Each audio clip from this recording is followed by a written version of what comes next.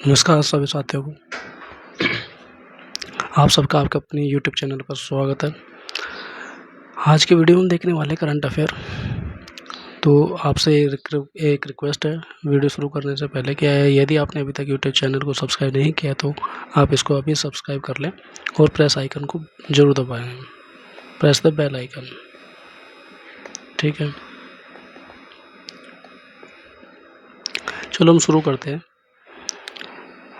आज का पहला सवाल है कि माइक्रोसॉफ्ट ने भारत में अपना पहला AI स्किल सेंटर कहाँ पर शुरू किया है।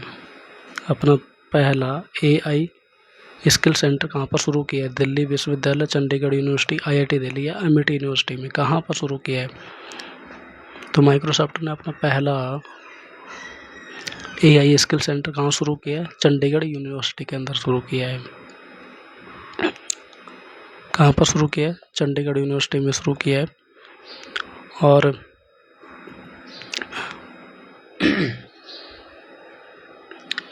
इस पहल का उद्देश्य कि आर्टिफिशियल इंटेलिजेंस यानी कि AI और उभरती हुई तकनीकल जो है इमर्जिंग टेक्नोलॉजीज है उनमें इनको प्रशिक्षित करना है। AI स्किल सेंटर का उद्देश्य छात्रों को AI, machine learning, data science इनमें कौशल विकास करना, इंडस्ट्री रेडी यानी कि जॉब रेडी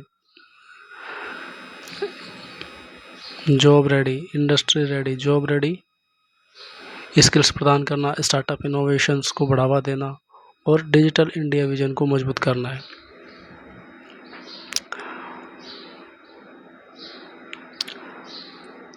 अच्छा, हम एक बात देखते हैं कि माइक्रोसॉफ्ट का मुख्यालय कहाँ है, इसका हेडक्वार्टर कहाँ पर है।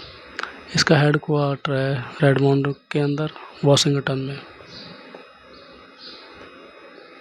कहाँ पर? वाशिंगटन के अंदर इसका मुख्यालय है, ठीक है। अगला सवाल देखते हैं, इसको डिलीट करते हैं। अगला सवाल देखते हैं।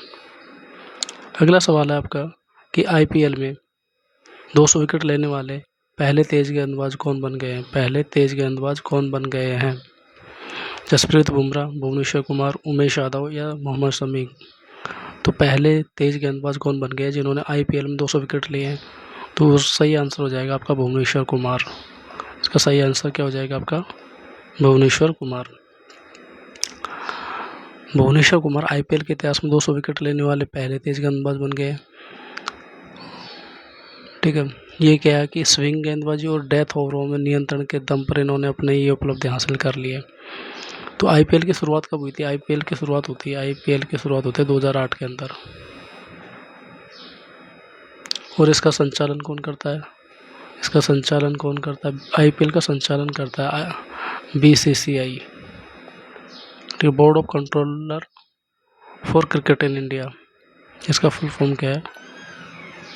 Board of control for cricket in India, ठीक है। इसका फुल फॉर्म है।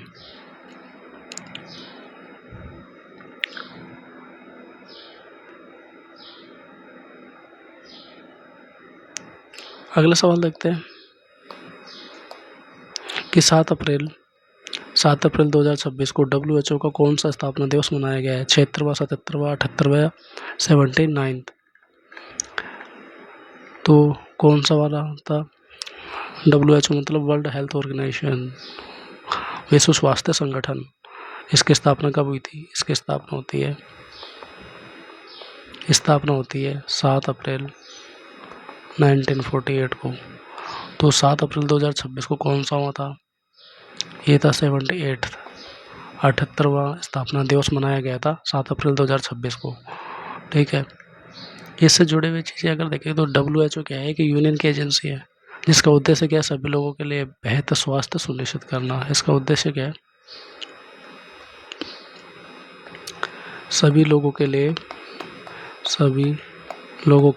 बेहतर स्वास्थ्य, लोगों के लिए बेहतर स्वास्थ्य सुनिश्चित करना, सभी लोगों के लिए बेहतर स्वास्थ्य सुनिश्चित करना, ये इसका उद्देश्य है। ये एक यूएन की एक एजेंसी है। इसका मुख्यालय कहाँ पर है? WHO का मुख्यालय कहाँ पर है? आपको पता था, ये पहले भी डिस्कस हुआ है, जेनेवा के अंदर है। WHO का मुख्यालय कहाँ पर है? जेनेवा के अंदर है। इसका पहला स्थापना दिवस कब मनाया गया था? 1950 में मनाया गया था पहला स्थापना दिवस। ये शायद पीछे भी आया हुआ है एक बार क्वेश्चन, कब मनाया गया? 1950 में मनाया गया। ठीक है, और हर साल 7 अप्रैल को कौन सा दिन मनाया जाता है? वर्ल्ड हेल्थ डे मनाया जाता है। ठीक है, तो इसका सही आंसर क्या हो जाएगा? 78वां हो जाएगा कि 7 अप्रैल 2026 को कौन सा स्थापना दिवस मनाया गया है? 78वां मनाया गया है। ठीक है, अगला सवाल देखते हैं।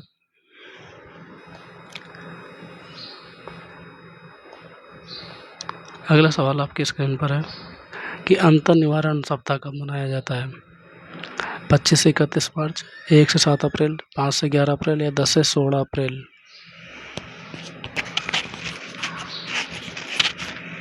कब मनाया जाता है? इसका सही आंसर क्या होगा? इसका सही आंसर हो जाएगा 1 से 7 अप्रैल। इसका सही आंसर क्या हो जाएगा? 1 से 7 अप्रैल। तो blindness prevention week, blindness prevention week India अंतर निवारण सप्ताह हर वर्ष 1 अप्रैल से 7 अप्रैल तक मनाया जाता है। ठीक है, इसका उद्देश्य क्या है? आंखों के स्वास्थ्य के प्रति जागरूकता को बढ़ावा देना, अंधता की रोकथाम को बढ़ावा देना इसका उद्देश्य है। नेत्र रोगों के समय समय पर पहचान और उपचार, अंधता को रोकने के लिए जागरूकता फैलाना, लोगों को नियमित आंखों की जांच के लिए प्रेरित करना, विटामिन ए की कमी से होने वाली बीमारियों की रोकथाम करना। तो विटामिन ए की वजह से कौन से होता है? रतौंधी। ठीक है, रतौंधी रोग हो जाता है विटामिन ए की कमी की वजह से। तो भारत में नेत्र कार्यक्रम का संचालन किसके द्वारा किया जाता है? किसके द्वारा किया जाता है भारत में नेत्र स्वास्थ्य कार्यक्रम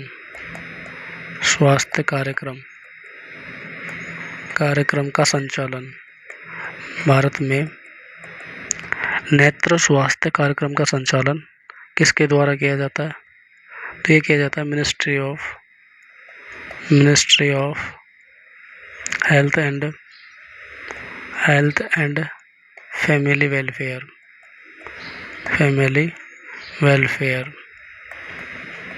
ठीक है, इस मंत्रालय के द्वारा भारत में नेत्र स्वास्थ्य कार्यक्रम का संचालन किया जाता है। ठीक है, अगर इसका टाइम से इलाज करा लिया जाता है तो अंधता के मामले में 80% से अधिक मामले हैं वो ठीक हो सकते हैं, यानी कि 80 से अधिक प्रतिशत मामलों के अंदर अंधता रोकी जा सकती है, पर इसके लिए ज़रूरी है कि वो समय पर उसका इलाज करवाएं। ठीक है, अगला सवाल देखते हैं। अगला क्वेश्चन है कि ISSF विश्व कप में 10 metre air pistol mixed team event में भारत ने कौन सा पदक जीता है? रजत, कांस्य, स्वर्ण या कोई पदक नहीं जीता। तो इसका सही आंसर है स्वर्ण पदक। सही आंसर क्या है इसका? स्वर्ण पदक। भारत ने कौन सा पदक जीता है? स्वर्ण पदक जीता है। ISSF वर्ल्ड कप के 10 metre air pistol mixed team event में भारत ने एक शानदार प्रदर्शन करते हुए गोल्ड मेडल जीता है। इसमें क्या था कि इस इवेंट में 10 metre air pistol mixed team थी और ये प्रतियोगिता थी कौन सा? ISSF वर्ल्ड कप था, ये विश्व कप था। शूटिंग के लिए प्रतियोगिता थी। इसमें क्या था कि एक पुरुष एक महिला खिलाड़ी की टीम हुआ करती है, सॉरी। तो इसमें भारत ने अच्छा प्रदर्शन किया और स्वर्ण पदक जीता। तो भारत के प्रमुख निशानेबाजों की अगर बात करें तो भारत के प्रमुख निशानेबाजों में एक तो मनु भाकर है, मनु भाकर, एक है सौरभ चौधरी, ठीक है। ये कौन है? ये है निशानेबाज है भारत के, ठीक है। इनके अलावा अगर हम देखें IISF, इसका फुल फॉर्म भी अगर देख लेते थे तो इंटरनेशनल शूटिंग स्पोर्ट फेडरेशन, ठीक है, इंटरनेशनल शूटिंग स्पोर्ट्स फेडरेशन। तो इसका सही आंसर क्या हो जाएगा? स्वर्ण पदक हो जाएगा। अगला सवाल देखते हैं कि भारत दुनिया का कौन सा सबसे बड़ा इलेक्ट्रॉनिक्स निर्यातक देश बन गया? पहला, दूसरा, तीसरा, चौथा। तो भारत कौन सा सबसे बड़ा इलेक्ट्रॉनिक्स निर्यातक देश बन गया है? आयातक नहीं, निर्यातक, जो बेचने का काम करता है। तो ये इसका सही आंसर क्या हो जाएगा? इसका सही आंसर हो जाएगा तीसरा। सही आंसर क्या हो गया इसका? तीसरा।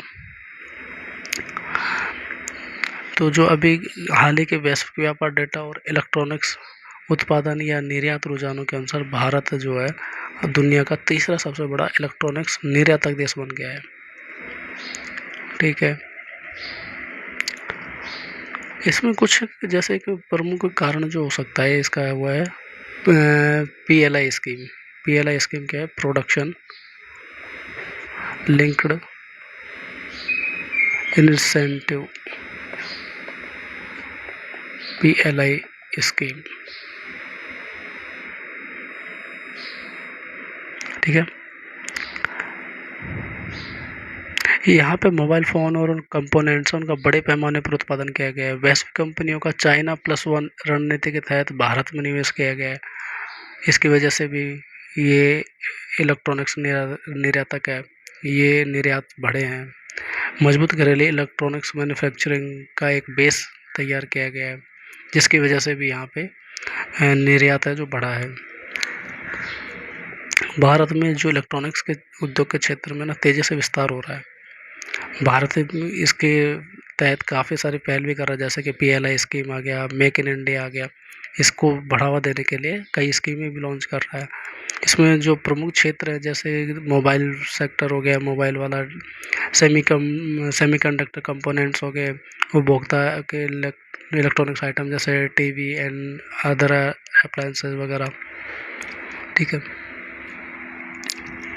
तो अगर हम देखें कि भारत है तीसरा, तो पहले पे कौन है और दूसरे पे कौन है? पहला निर्यातक देश है अभी भी चीन ही है, ठीक है, और दूसरे पे अमेरिका या हांगकांग जैसे बड़े खिलाड़ी वहाँ पे, ठीक है। आगे अगला क्वेश्चन देखते हैं। अगला क्वेश्चन है आपका कि रवांडा नरसंहार पर चिंतन दिवस किस दिन मनाया जाता है? 5 अप्रैल, 6 अप्रैल, 7 अप्रैल, 8 अप्रैल। 5, 6, 7, 8 कब मनाया जाता है? तो इसका सही आंसर है 7 अप्रैल। 7 अप्रैल को रवांडा नरसंहार पर चिंतन दिवस मनाया जाता है। International day for reflection on the 1994 genocide against the Tutsi in Rwanda. ये जो है वो कब किसके उसमें मनाया जाता है? यूनाइटेड नेशन द्वारा घोषित किया गया था, UN द्वारा घोषित किया गया था। ये कब मनाया जाता है? 7 अप्रैल को मनाया जाता है।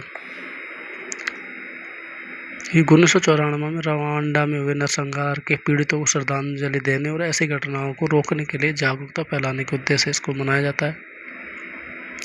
मानव अधिकारों के प्रति जागरूकता बढ़ाना, भविष्य में ऐसी घटनाओं की रोकथाम करना, शांति और सहिष्णुता को बढ़ावा देना, इसके उद्देश्य से इसको मनाया जाता है। अगला सवाल देखते हैं कि दुनिया की पहली चौगुनी इम्यूनिटी तीरंदाज चैंपियन कौन है? पायल नाग, इसका सही आंसर होगा पायल नाग। आपके ऑप्शंस थे दीपिका कुमारी, पायल नाग, बोम्बाला देवी या राही सरनोबत। 1 मिनट होल्ड कर लो।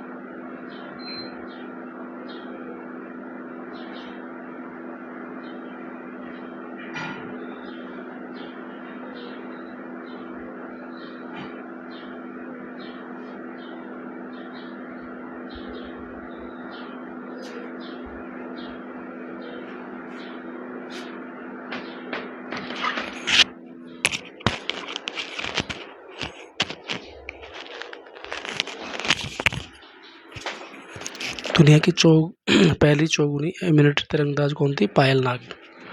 पायल नाग को दुनिया की पहली चौगुनी इम्यूनिटी क्वाड्रुपल एम्पूटी तीरंदाज चैंपियन माना जाता है।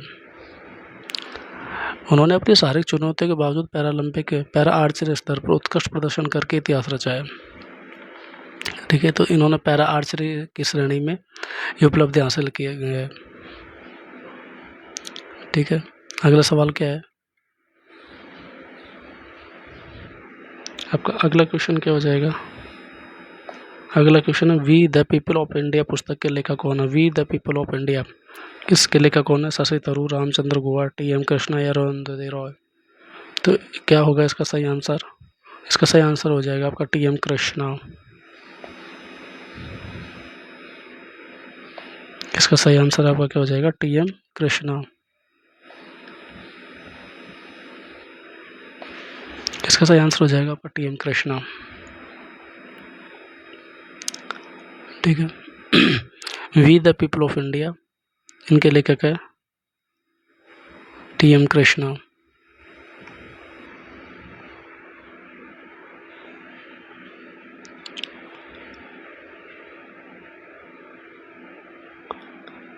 ठीक है, ये भारत के संविधान पर आधारित एक चर्चा है। लोकतंत्र, नागरिकों के अधिकारों की व्याख्या है इसमें।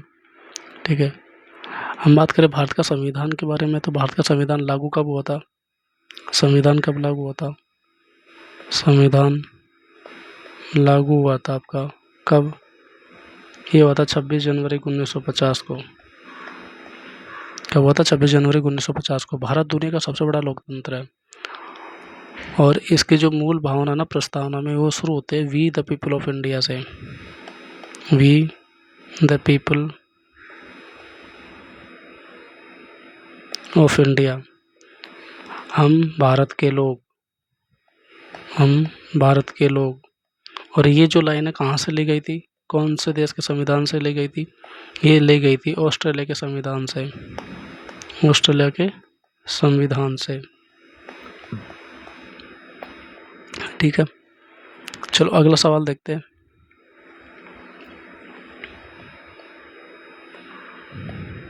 कि गिलबर्टसन संगमा किस खेल से संबंधित है? हॉकी, फुटबॉल, क्रिकेट या एथलेटिक्स? कौन सा खेल से संबंधित है?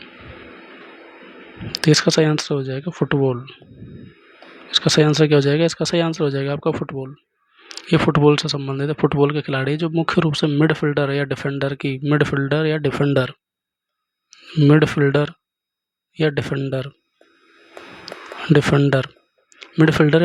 भूमिका में रहते हैं। ठीक है, वे भारतीय घरेलू फुटबॉल और क्लब स्तर पर अपने प्रदर्शन के लिए जाने जाते थे। विशेष रूप से पूर्वोत्तर भारत, नॉर्थ ईस्ट इंडिया के फुटबॉल विकास में इन्होंने योगदान दिया था। अच्छा, ये बताओ फुटबॉल का जो संचालन है वो कौन करता है? ऑल इंडिया फुटबॉल फेडरेशन करती है, ध्यान रखना। All India football federation. ठीक है,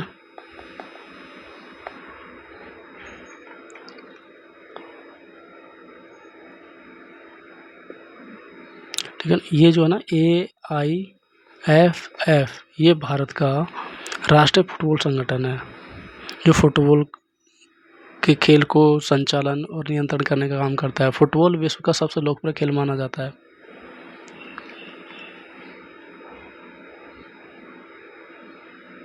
जैसे क्रिकेट के लिए चलती है IPL, तो फुटबॉल के लिए भी ऐसे चलती है ISL। ISL मतलब Indian super league. Indian super league, क्या? इंडियन सुपर लीग,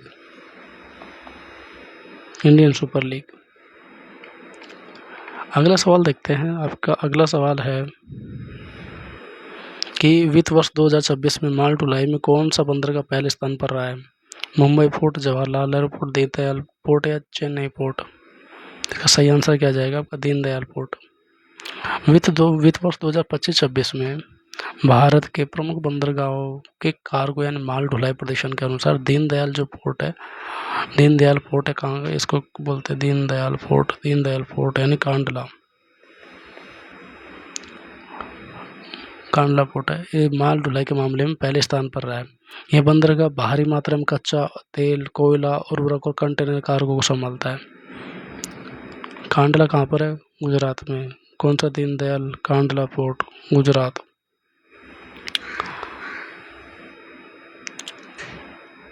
ये जो पोर्ट है, इसका संचालन कौन करता है? इसका संचालन करता है ministry of ports shipping, ministry of port shipping and waterways, इसका संचालन करते हैं। इसका रीजन क्या है कि ये पहले स्थान पर रहा है? तो यहाँ पे तेल और ऊर्जा उत्पादों की भारी हैंडलिंग क्षमता है, बेहतर बंदरगाह अवसंरचना यानी पोर्ट इंफ्रास्ट्रक्चर इसका बहुत बेहतर है, रेलवे और सड़क नेटवर्क से मजबूत कनेक्टिविटी है, बड़े औद्योगिक और आयात निर्यात केंद्रों के निकट इसका होना इसका प्रमुख बना देता है। अगर भारत में बात करें तो प्रमुख बंदरगाह कितने हैं? भारत में प्रमुख बंदरगाह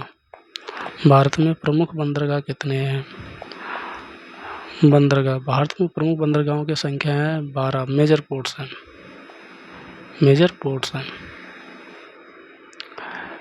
पहले इसको ना जो ये दीनदयाल था, इसको कांडला पोर्ट के नाम से जाना जाता था। पहले इसको कांडला पोर्ट के नाम से जानते थे, कांडला पोर्ट। अगला सवाल देखते हैं आपके स्क्रीन पर। रूपा बायर किस खेल से संबंधित है? बॉक्सिंग, जूडो, ताइक्वांडो या कराटे? तो इसका आंसर हो जाएगा आपका ताइक्वांडो। ठीक है। रूपा ताइक्वांडो जो खेल है उसे रूपा बायर जो है इनसे संबंधित है। अगला सवाल देखते हैं आपका। इसकी उत्पत्ति कहाँ पे? ये उत्पत्ति अगर देखें तो इसकी उत्पत्ति होती है दक्षिण कोरिया के अंदर। अगला सवाल देखते हैं। भारत की पहली खुली तौर पर क्यूयर सांसद कौन बनी है? खुली तौर पर क्यूयर सांसद, ठीक है। कनिमोजी, मेनका गुरुस्वामी, मुया मोइत्रा या सुप्रिया सुले? कौन है? इसका सही आंसर क्या है? इसका सही आंसर है मेनका गुरुस्वामी। मेनका गुरुस्वामी भारत की पहली जो क्यूयर सांसद है वो बनी है।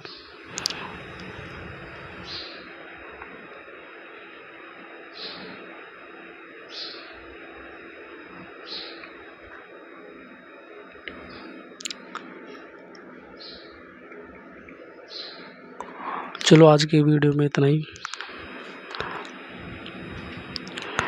आपसे एक रिक्वेस्ट है कि यदि आपने अभी तक हमारे यूट्यूब चैनल को सब्सक्राइब नहीं किया है तो please subscribe the YouTube channel and press the bell icon, जिससे कि आपको